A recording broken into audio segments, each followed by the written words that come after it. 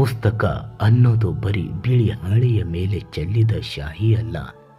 ಅದು ಅನುಭವಗಳನ್ನು ಅಕ್ಷರವನ್ನಾಗಿಸಿ ಆ ಅಕ್ಷರಗಳಿಗೆ ಜೀವ ತುಂಬಿ ಅನೇಕ ಭಾವನೆಗಳ ಬಡಿದಾಟದ ಮಧ್ಯೆ ಜೀವನದ ಪಾಠ ಹೇಳುವ ಕಾಗದದ ರೂಪದ ಅತ್ಯುತ್ತಮ ಗೆಳೆಯನೇ ಈ ಪುಸ್ತಕ. ಪುಸ್ತಕ ನೀನು ಒಂಟಿಯಾಗಿ ಕೂತು ನನ್ನನ್ನು ಓದು ಎನ್ನುತ್ತದೆ. ಓದುತ್ತಾ ಓದುತ್ತಾ ಸಾಗಿದಾಗ ನೀನು ಒಂಟಿ ಎನ್ನುವುದನ್ನೇ ಮರೆಸಿಬಿಡುತ್ತದೆ. ಕೆಲವರಿಗೆ ಹವ್ಯಾಸವಾದರೆ ಕೆಲವರಿಗೆ ಕಾಲಹರಣಕ್ಕೆ ಕಾರಣವಾಗುತ್ತದೆ. ಕೆಲವರಿಗೆ ಜ್ಞಾನಕ್ಕೆ ದಾರಿಯಾದರೆ ಮತ್ತೆ ಕೆಲವರಿಗೆ ಹಸಿವೆ ತಾನಾಗುತ್ತದೆ.